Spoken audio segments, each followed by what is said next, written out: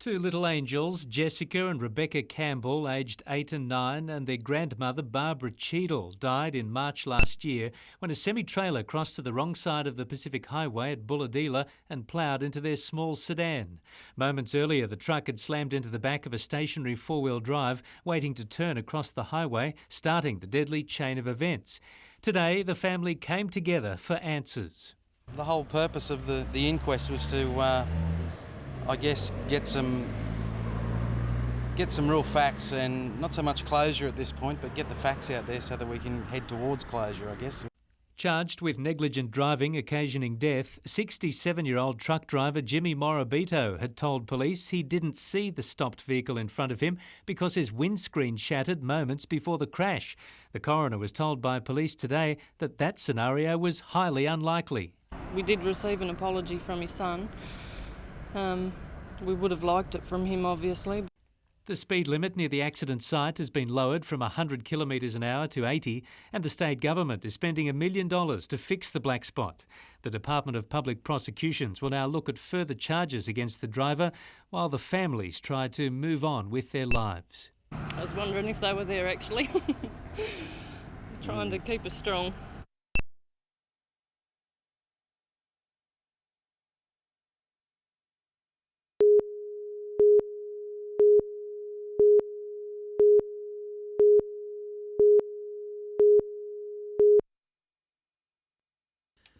Today's heat is a fair indication of what players can expect west of the Blue Mountains this weekend. I'll have to have a few beers the night before and make sure my fluids are up. Some tongue-in-cheek from the new recruit, but he couldn't be more serious as he eyes the real prize, a starting role at lock for the first competition game, which is against his old club, Melbourne. That's what we want, mate, if we want to start the season off full ball, and we've got Melbourne Storm round one, so I'm looking to have a couple of good trial games under my belt before I go down there to get peanuts thrown at me. His former Storm clubmate Dustin Cooper will start in the centres, with Mark Hughes getting first crack at the fullback spot as David Siege continues his recovery from knee surgery. After a broken arm and fractured ribs wrecked much of Luke Quigley's 2004, it's injury to Danny Badiris that opens the door for him to impress at hooker. A strong start could earn Quigley a role on the bench when the test rake returns. Just trying to get there and trying to get through, see if I can still tackle and all that sort of stuff. Positive signs too for Daniel Abraham, who began running today again after ongoing ankle problems, but like many of the club's bigger names, they're being kept on ice for another week at least. There was no real suggestion that Andrew would play this week, and I still haven't really confirmed with him as to what he'll do the following week. Jim Callanan, NBN News.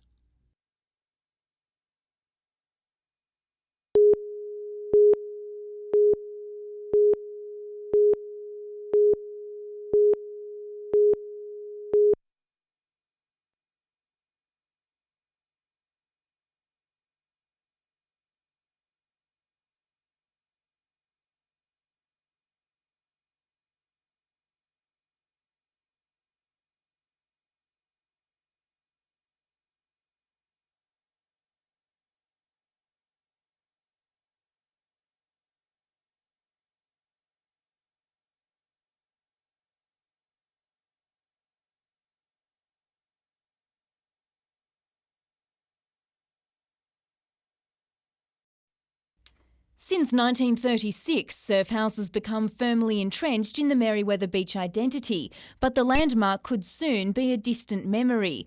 Tomorrow night, Newcastle City Council will decide the fate of the dilapidated building, taking into consideration a council officer's recommendation to demolish it. The Lord Mayor agrees that's the best option.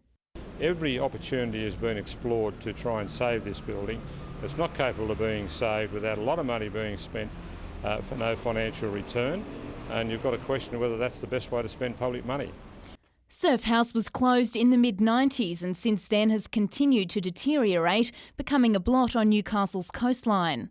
It should go. It's an eyesore.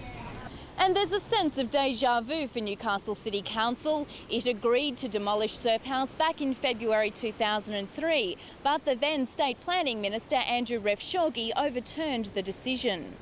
Mr Refshaugi placed a 12-month interim heritage order on the site at the time, stopping demolition. And as the state government will still have the final say, there's fears that could happen all over again. But that'd be disappointing because it's already occurred once, and that elapsed. There was no assistance from state government in regard to this, and I think that'd be a very backward step. Jane Goldsmith, NBN News.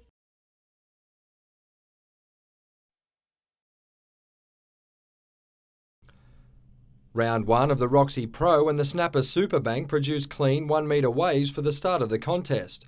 The non-elimination round saw surfers finishing first and second advance directly to round 3, while third place was relegated to the sudden death round 2 heats.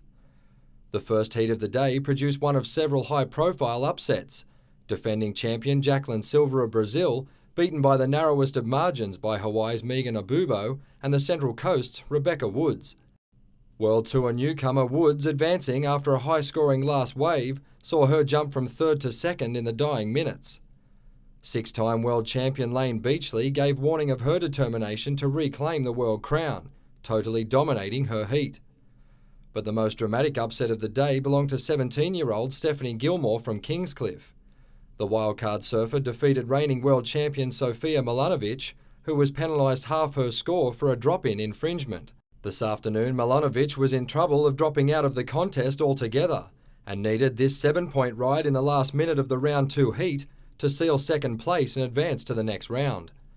Defending champion Jacqueline Silva also got off to a slow start in round 2, but still managed to sneak into the third round behind local surfer Trudy Todd. Mitchell Hughes, NBN News.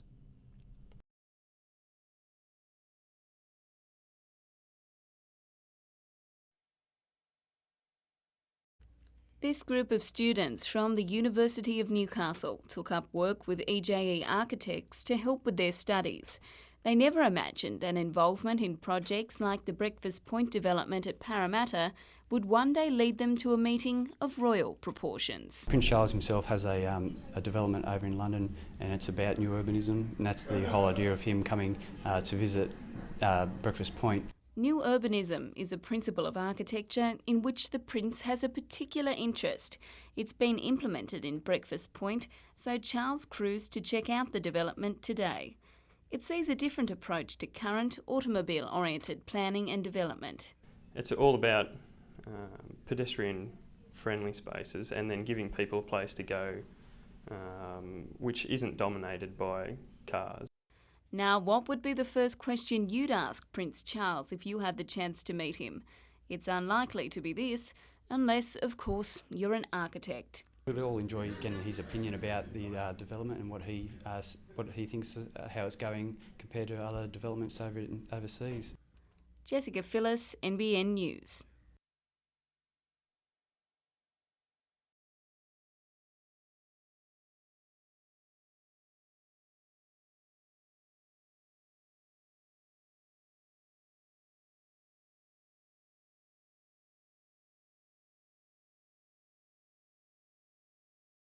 I'm definitely gunning for it, and we're putting everything into it. So if I can get 4, then I'll be stoked, and a good lead up for Aussies.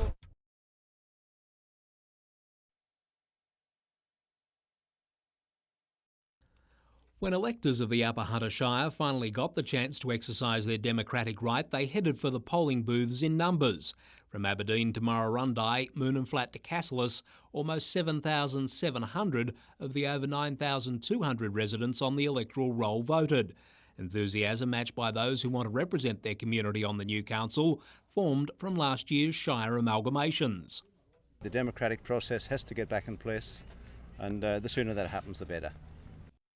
Nat Doonan appears set to be one of 3 councillors with previous mayoral experience on the council after initial counting. Ousted Scone Mayor Barry Rose topped the vote with 1,562, while his sacked Merriwar counterpart Ian Cottle polled second highest with 872. Distribution of preferences tomorrow will decide the 6 other councillors who will take up their place in this chamber at Scone next Monday for the council's first meeting. Despite the ordeal of the past 12 months, the councillors will inherit a unified shire. All the staff, indoor and out, now work as one brand new shire and are proud to belong to it. Most of the citizens, I think, are pretty happy with the way things have gone. Gary Blair, NBN News. Transport Minister John Watkins today experienced just how quick the train ride from Broadmeadow to Newcastle really is. In just a few years, though, commuters will be forced to change transport modes to complete their journey to the city. You have to get from Broadmeadow station up 2 flights of stairs onto a bus that goes through about 6 or 7 traffic lights. Getting up into buses with sore limbs, with arthritis, and also get bus sick. These were just some of the concerns waiting for Minister Watkins as he stepped onto the Newcastle platform this morning. His reply was simple. The decision regarding the rail into Newcastle stands. Instead, he flagged the creation of a transport plan for the Hunter, which will look at the need to upgrade local railway stations, the issue of disabled taxi use and inner-city traffic congestion, among other things. That's why I'm here to visit the sites today to see what we can do to achieve a fast, reliable and safe bus system from Broadmeadow into Newcastle. Commuters say they don't just want another state government document, instead a train line that delivers them right into the heart of Newcastle. Colleen West, NBN News.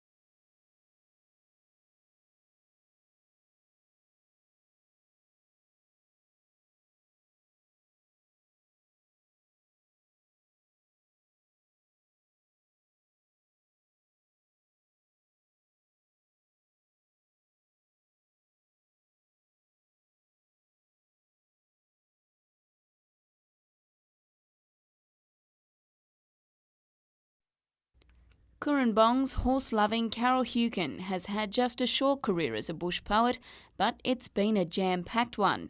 Her 2 books have both sold out and she's won numerous awards for her verse. Then I sort of got pushed onto the stage and now I've become an entertainer. So I'm travelling around the countryside doing bush poetry and competing in bush poetry competitions, which are great fun and very exciting. She's also being invited to speak at functions like the Newcastle Business Club lunch she attended today. But as well as being incredibly busy, the past 12 months have been heartbreakingly tragic for Carol. My son was tragically killed in a skiing accident in New Zealand, and that was very hard to get through. And then our one asset, my horse, who was very valuable, was kidnapped and held for ransom, and that was just a drama at the same time. Turning to writing to keep her mind off things, Carol has created some masterpieces which will feature on her next project, a CD. She previewed one today about a pocket-sized book of poetry that was given to troops in World War I. When rain filled up the trenches and I froze with cold and doubt, the sunlit plains extended then would warm me inside out. I imagined I could really taste the melting of the snow, while carolling of magpies quelled the rifles blow for blow. Jessica Phyllis, NBN News.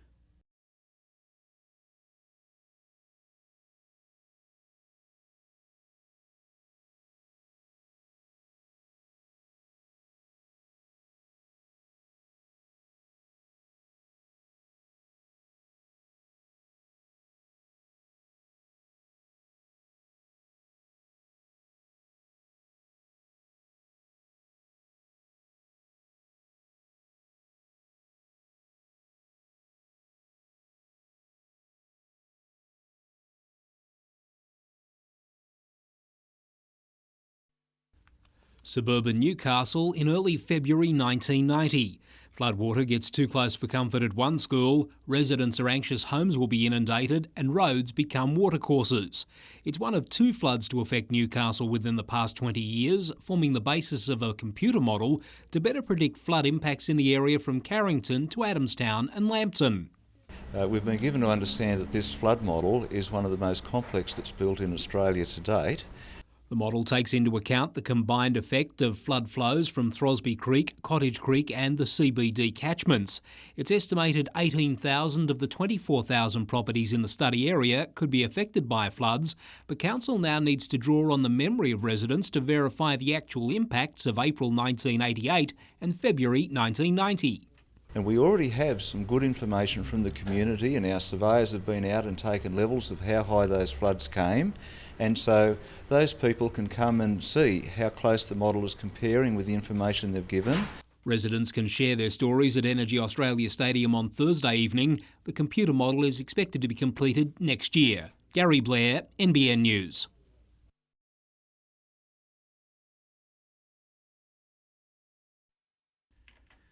The former championship-winning coach and Boomers mentor was never going to coach the Pirates for more than 2 seasons, but after meetings with club management this week, Hurley decided to end his reign after 1. You'd have to just say it's accumulation of a lot of different things that have led me to that decision. Not a full-time coach, other work commitments and demands of travel weighed heavily in his decision, but Hurley admitted the style of Pirates management was also a contributing factor. It doesn't suit me, and if you don't have to put up with it, then you say, well, I don't have to put up with it, so you move on. And just why General Manager Butch Hayes has elected to resign will be revealed tomorrow, but he may not be the last to leave. NBN News understands at least one player is keen to exercise a right to terminate his playing contract. That right has been provided by co-owner Jeff Blandon, who said he would allow any player to leave should they want to, given today's circumstances. But for now, the club only has 3 players contracted. Star import Kavossi Franklin is currently in Germany and may yet land a deal over there. But the outgoing coach has one last request, and that's to stem the bleeding. That's important, very, very important for the club's future, that in the next 2 or 3 weeks that they sign as many of those players as they possibly can. Jim Callanan, NBN News.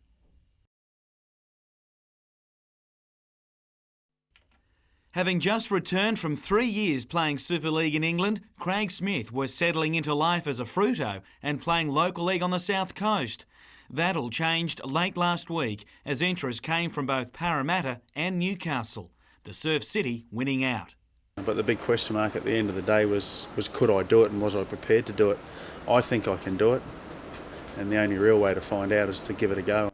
Given the speed of the deal and his lack of pre-season training, Smith is unlikely to play for Newcastle until round 5. And he does look after himself. He's an impressive character when you get to meet him, and I think he'll hopefully get on the pace pretty quickly when he comes here, and he's determined to come here and do a job for us. The elation of signing Smith, though, is tempered with the concern for Adam Mulno, who suffered his 3rd serious neck injury.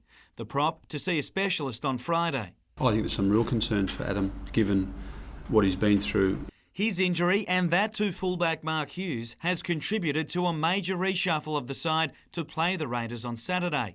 Among the ring of changes, 2 more debutants this week in centre Brad Tye and Brendan Worth, as the injury toll passed 10 top graders after just round 1. As it may, that's what the football gods have dealt us, and that's what we need to concern ourselves with. The halves not a bad combination though, with Matthew Gidley to join Andrew Johns as a scrum-based duo.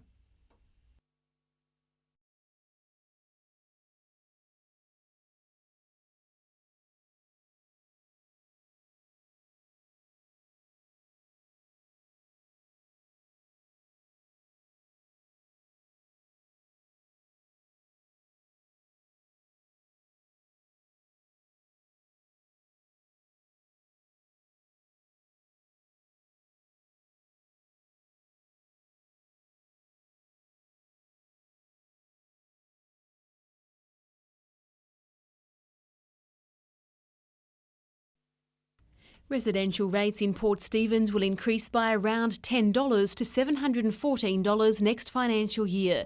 And while that figure is high compared with the state average, business rates are at the other end of the spectrum. They currently stand at about $2,254, which is $1,200 less than what the average business owner pays in New South Wales. But that's about to change. It's a case of that council has to fix something that has evolved over a number of years. And in order to reduce the rates for 93% of our ratepayers, who are the residential ratepayers, the business ratepayers will have to pay more. An average of $568, and rates will continue to rise over the next 3 years.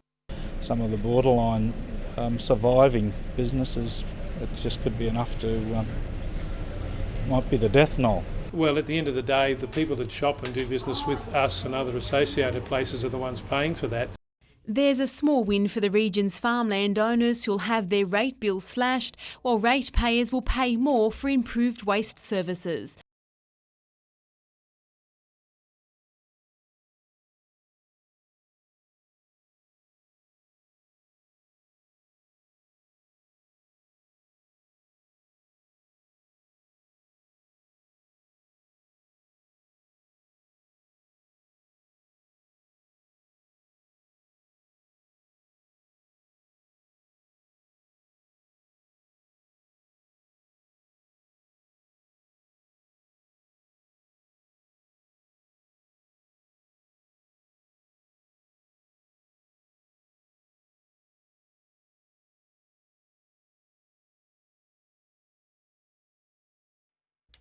Back in June, parents brought the issue to our attention, Cameron Park School's desperate need for a nurse. The children there have high medical needs. Half of them are fed by tubes directly into their stomachs. There's on average about 70 seizures during school time each week. There was still no news of a nurse by September and little action from the health, education or disability departments. Parents say the students' health is placed at risk, with teachers left to handle it all.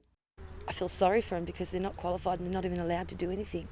And it breaks my heart, to be honest. This week, the Education Department finally released a review by a working party of special schools in the region. But when it came to nursing care, the only recommendation was that a separate advisory group comprising the Education, Disability and Health departments should explore ways schools may access specialist services such as nursing. We avoided looking at specific individual school-based issues because that would have made it too broad and too complex, and we may not have achieved much.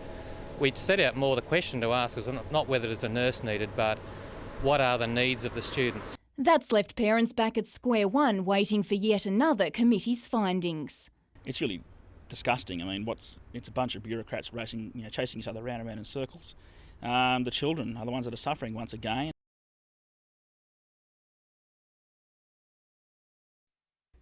You don't realise how elevated Charlestown is until you add 9 stories to one of its highest points and take a look around. This is the view from the Alto, the first of several high-rises to be built in the suburb. People that come up say it feels like standing on a lookout. They really are awe-inspired.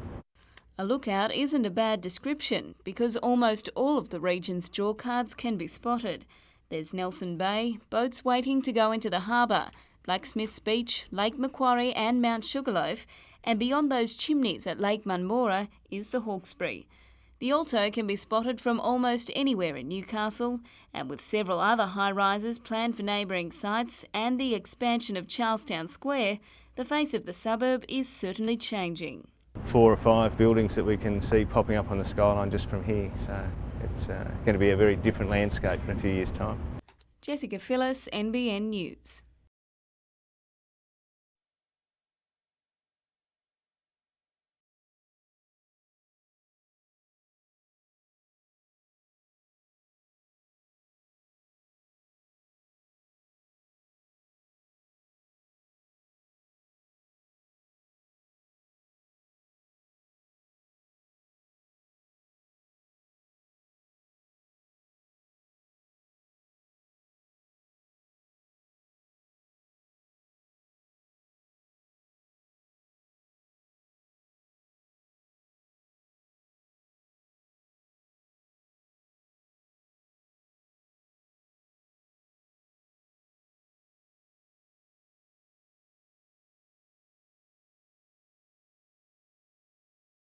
Bit of a relief. It's like I've been waiting for it for a while and really nervous.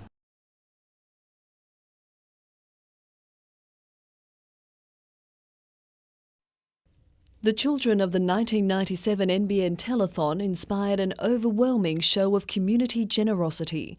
7 years on, a children's cancer service is well established in Newcastle. Now comes the next big step.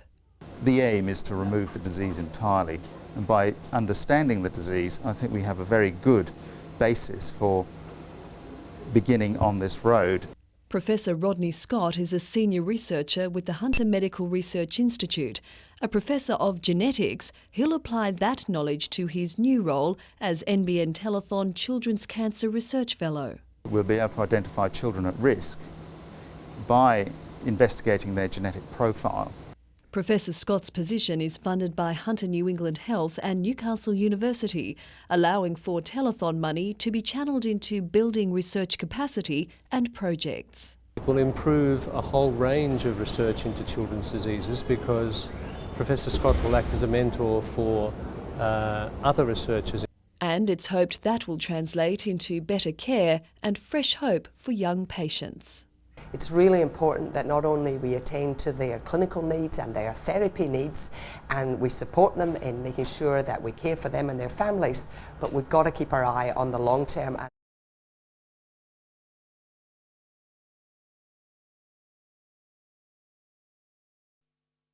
Increasingly becoming social pariahs, smokers will be trumped out of pubs and clubs altogether by July 2007. While licensed premises try to prepare, they say the government hasn't defined exactly where smokers can go. We're not keen on the idea of having to put people out on the street to smoke. We want to be able to keep them within the licensed premises and to keep them within the footprint of the club.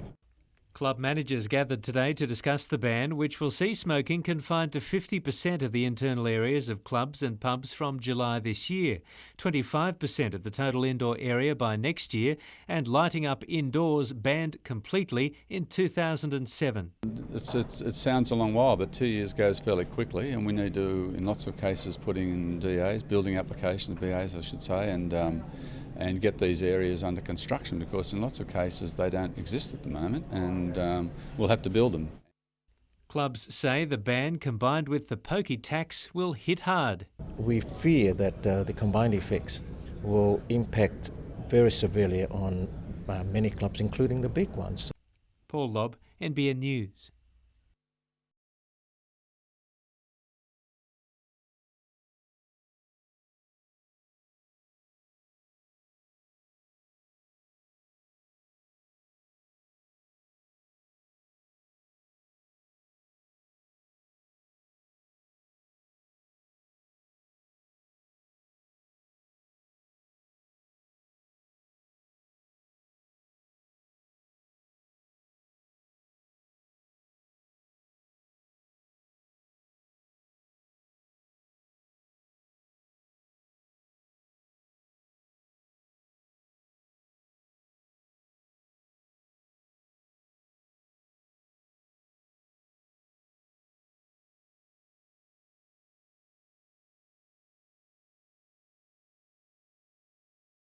I would think last year it was an issue that related around injuries, particularly the injury to Andrew Johns early in the season, which affected our team's performance. And if the team's performing well, the people flock to see them.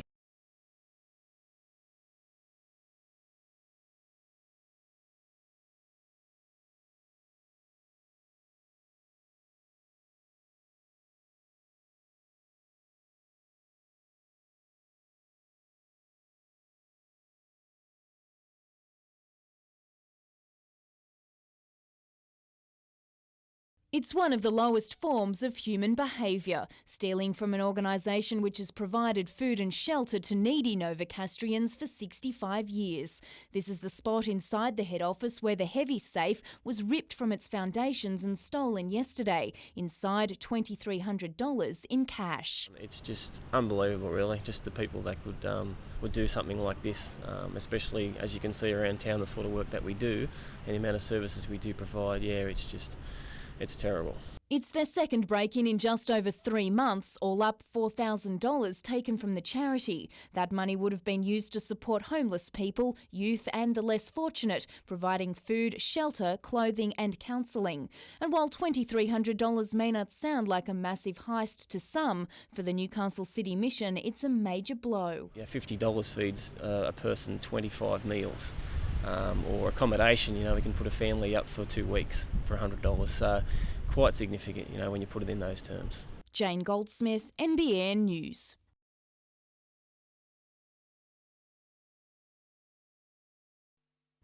It wasn't the news the Pirates were expecting. General Manager Butch Hayes calling it a day at virtually the same time coach Adrian Hurley announced his resignation. I work lots and lots of hours each week, and it's time to spend some quality time with my family and my kids.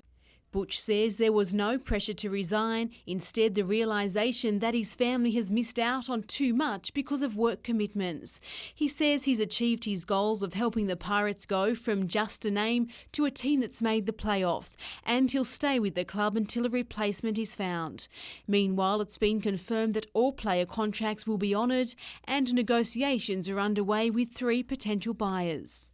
Majority owner Jeff Blandon says the club isn't looking for someone to rescue it. He claims the club is in a good financial position, with debts totalling just $13,000. Players have welcomed the changes. I think what's happening is a step in the right direction. You can't have a successful club like we had this year and then support that we receive from it and thinks nothing good to come out of it. Colleen West, NBN News.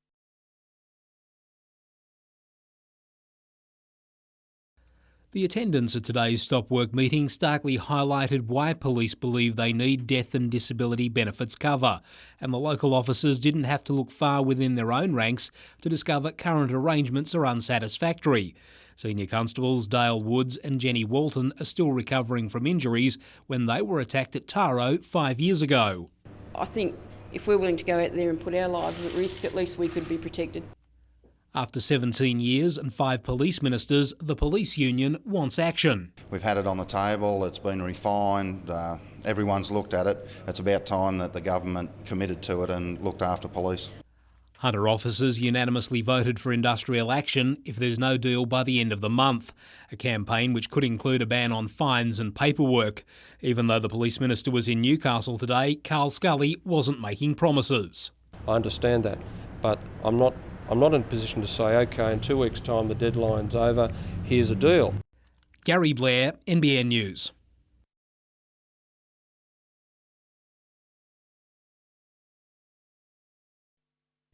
He still cuts a fine figure of fitness. There's been little time to rest for former Knights player Robbie O'Davis, who's training around 4 hours a day for a sport he's not so familiar with. It's pretty full on out in the water. When you go around the markers, there's plenty of push and shove, so I really like that side of it, I think. But when we get on the bikes, oh geez, I don't know, my little short legs won't get me going too far.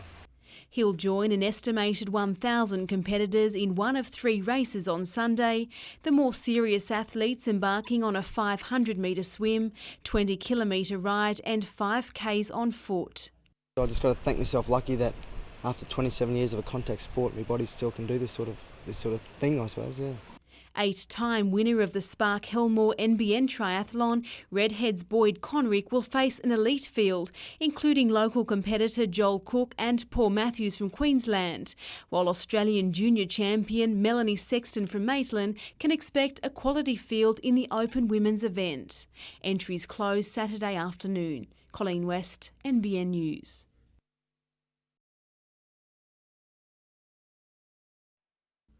With queues of bulk carriers already a yearly event off Newcastle, there are concerns Australia's leading coal shipping port could get lost in the midst of its success, although there appears to be little that can slow the present demand for Hunter steaming coal, with Japanese electricity companies reportedly settling this week on prices of $65 to $68 a tonne, or double what they were paying 2 years ago. The state government has now taken one step towards easing the pressure, with 2 consortia asked to develop plans for a new coal loader on the Kooragang Island site, previously earmarked for Protec Steel. This announcement's not going to fix a short-term issue. The announcement shows long-term benefit to New South Wales. Current operator Port Waratah Coal Services and the Newcastle Coal Infrastructure Group, including BHP Billiton, XL Coal and Centennial Coal, will learn in August who gets the site, with a $500 million facility tipped to be operational in 6 years' time. The Regional Land Management Corporation is also talking with another 4 companies, including GrainCorp, about additional projects for the eastern side of Kooragang. There's bulk handling and there's manufacturing, so there's a good mix there, and I think it'll certainly bring new industry there and it'll certainly bring jobs. Gary Blair, NBN News.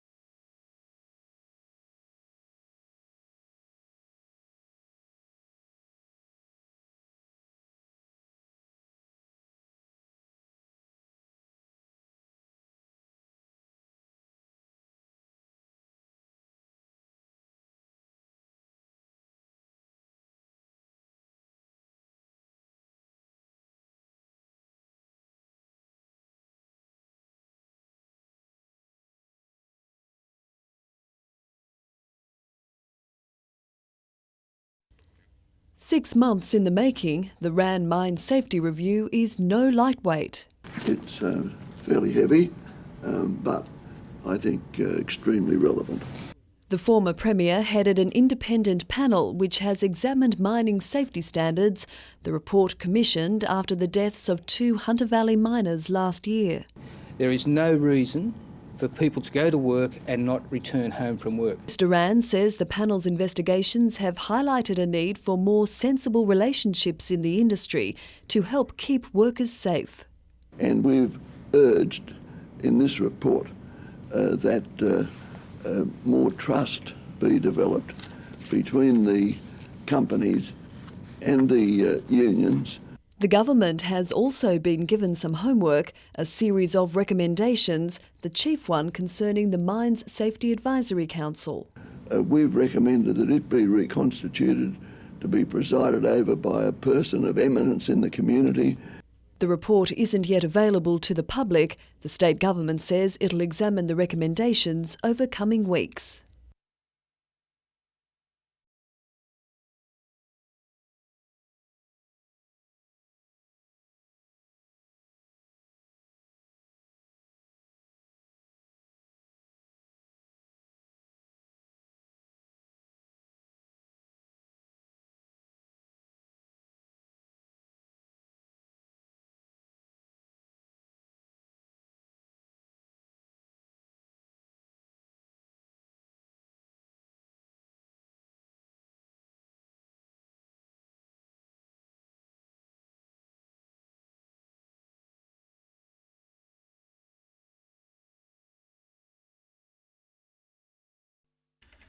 Enjoying a first-round bye, the Raiders continue to go from strength to strength, both on and off the field.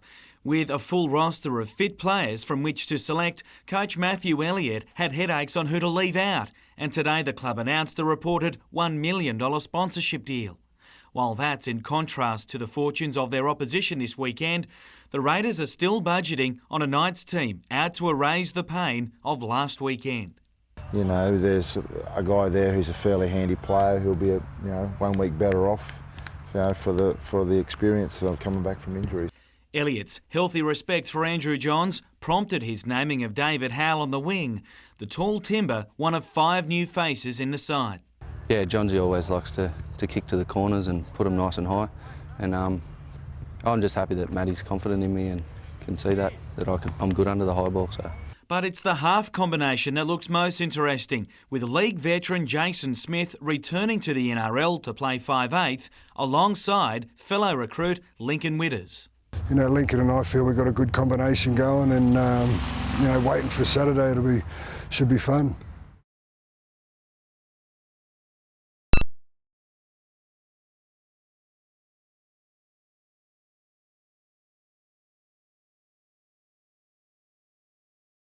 Incensed that the state government could allow a 500-carriage contract for City Rail to possibly be built overseas, Manufacturing Workers Union members from Gninins, EDI, Varley's and Transform Composites today went in search of Hunter Labor MPs to get them to pass on a message to Premier Bob Carr. And the reality is, if we don't get these trains built in New South Wales, here in the Hunter, then that's the death knell for the rolling stock industry in this state. Rather than buying new Sydney trains, the government is currently negotiating with 4 consortia for a public-private partnership. Gninins and EDI are among the contenders for the 35-year deal to supply and maintain the trains. However, the Newcastle workers oppose a contract clause that limits Australian involvement in the project to just 20%.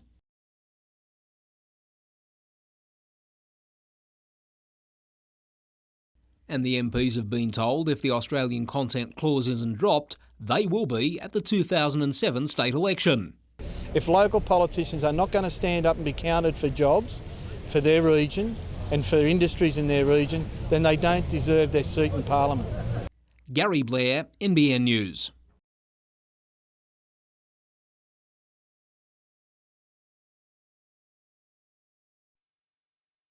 Not surprisingly, St Patrick's Day holds a very special place at St Patrick's Primary School. The school was transformed into a sea of green today, with students, parents and teachers exchanging around 800 shamograms, green helium balloons with a chocolate and card attached. It's just a visible sign on this very special day of happiness and enjoying each other as friends and family. And green was everywhere, with students adorned in the festive colour from head to toe. I like it a lot and it's very attractive. Some girls have come up to me today. But it was the teachers who really stood out, sparing no expense or detail in their outfits in celebration of their school's patron saint. Madeline Bond, NBN News.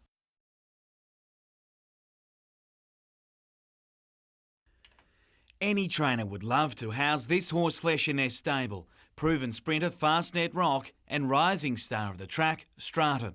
The latter considered a real chance to do what his famed stablemate couldn't and win the world's richest race for 2-year-olds in Saturday's Golden Slipper. And he's hit form at just the right time.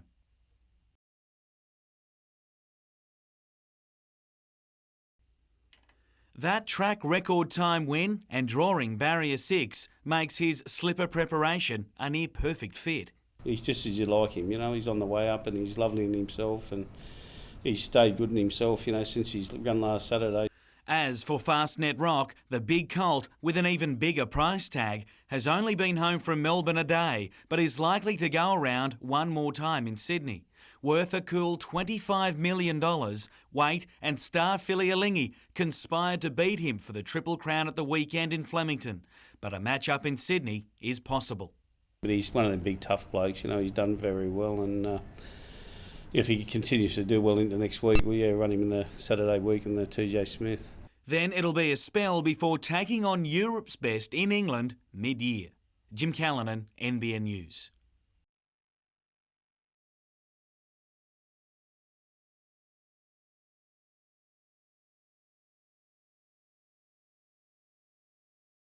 Union membership must be paid for every semester a student attends university. Fees are used for funding for clubs and societies. They also provide all the food and beverage services on the campus.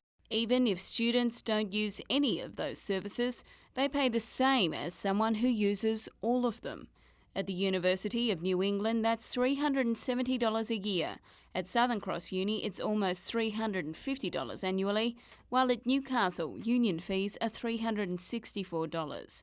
That's almost $1,500 on union fees during a 4-year degree. I'm in debt with my credit card, I've got a car loan, I've got rent to pay, I've got prac to go on. I mean, I could always use it for something better.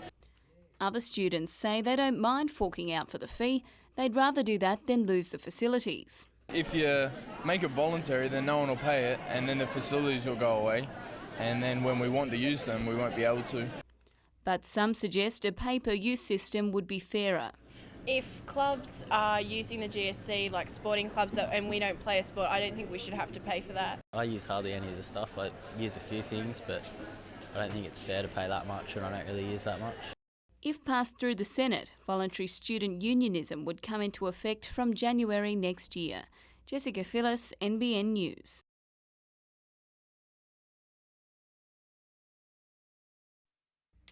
RSPCA Inspector Tony Morrison has the tough job of dealing with animal cruelty cases every day. He says this incident is one of the most vicious and sickening yet. Quite horrified. It's a very cruel act to what happened to the cat.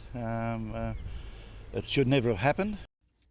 Tony's kept photographs of the dead kitten as evidence, but the pictures are far too shocking to show. Crushed skull, bones, crushed backbone, all its internal organs were lacerated, and the intestines were poking out of its body.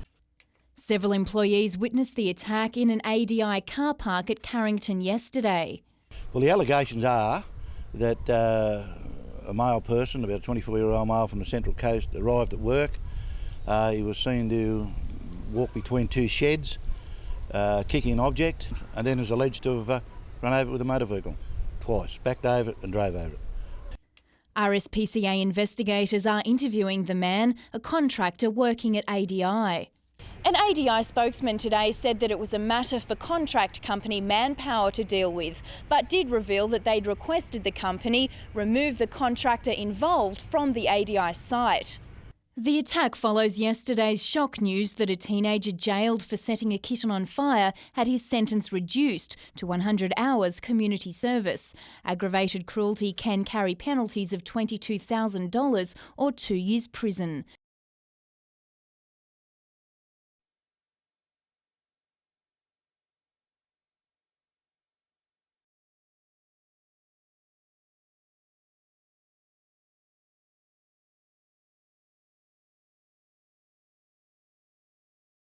I'm really looking forward to seeing him play, and you know, he's a quality player. You don't play in the Premier League because you're an average player.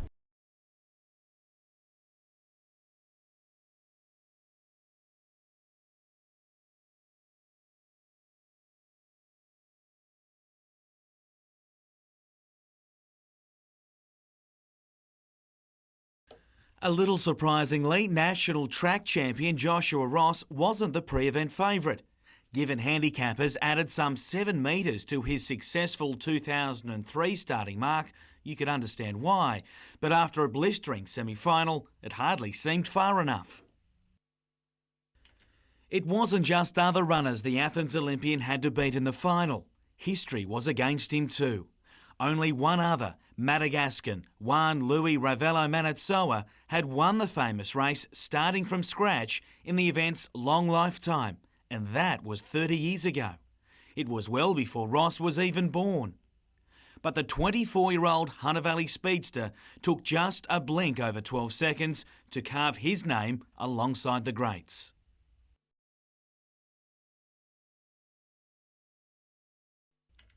Only the third man to win the event twice in 127 years, and only the second from the far mark, Ross was swamped by well-wishers.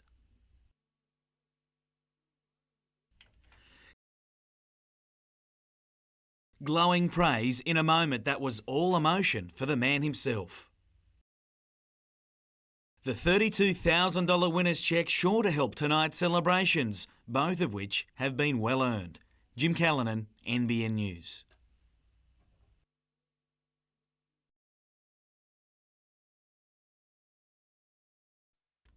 It seems heavy traffic is as much a part of the Easter break as chocolate, church and seafood.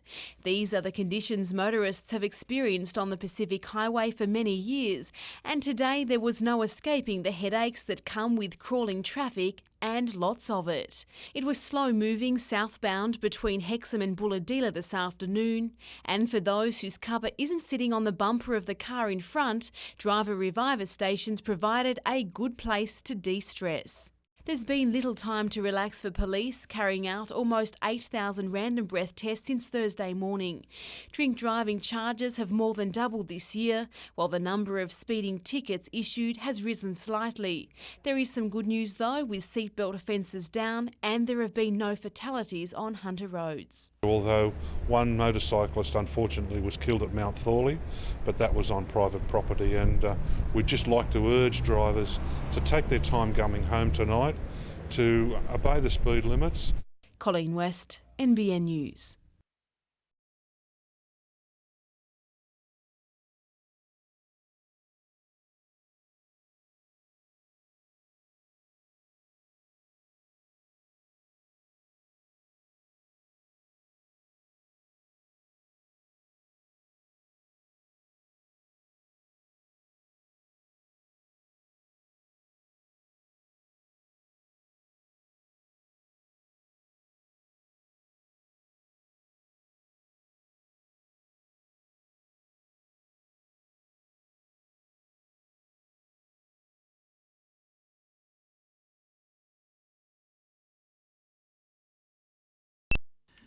It doesn't take long for a league veteran like Craig Smith to slip back into the grind of training. With only a handful of training sessions under his belt, the prop is set to make his return to the NRL this weekend, and his new teammates couldn't be happier. He's looking good, he's a good talker and that sort of thing. He brings plenty of experience and he's a bit of a hardhead, so it should be good. It'll be the 5/8's first competition game this season as well, after tearing a thigh muscle in a trial match. Just a final medical clearance stands in his way. No, I've been, moving pretty good for probably the last week or two, and done the full session then pretty much 100%, so feeling good. He's the only one from a big group of injured though, scheduled to make their return this week. Although it's rest for Anthony Quinn, Danny Medeiros will have surgery tomorrow to repair shoulder and elbow problems, but both are expected to miss up to 6 weeks, while Matt Gidley is thought to be a 50-50 chance to play due to a groin problem. When it comes to the crunch, he might, hopefully he puts his hand up. Anyway, I'll be written in if he doesn't. The full side to play the Cowboys is named tomorrow. Jim Callanan, NBN News.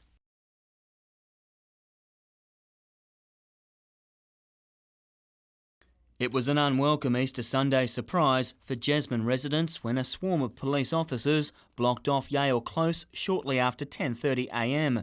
Police had been following a man wanted in connection to a home invasion last week before he ran into a house at the end of the street. Police say they believed he had locked himself inside and was armed. State Protection Support Unit officers surrounded the home while attempts to contact the man were unsuccessful. Residents spent their Easter Sunday locked out of Yale Close homes. With the standoff continuing throughout the afternoon, the State Protection Forces entered the premises at around 5:30. After the 7-hour standoff, they found no one inside the home. Today, police said they now believe when the man ran into the unit at 10:30 a.m, he also ran out again minutes later without being seen. Police would not comment on camera today, however they now want the public's assistance to find the man who sparked the day-long operation. He's described as being 25 years old with red hair, green or hazel eyes, with a tattoo of cartoon character Garfield on his lower leg. It's believed he may be able to help with inquiries into an armed home invasion by a man and woman at Shortland last week. Todd Nardi, NBN News.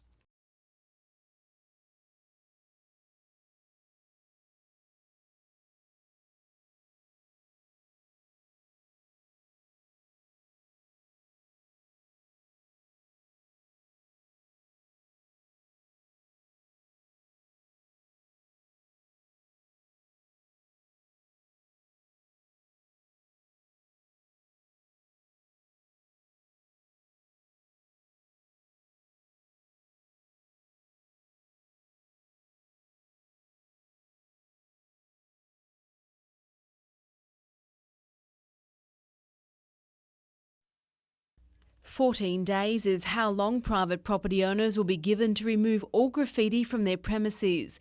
If they fail to do so within that time, council says it will move in and do the work itself, but the owners will be made to pay.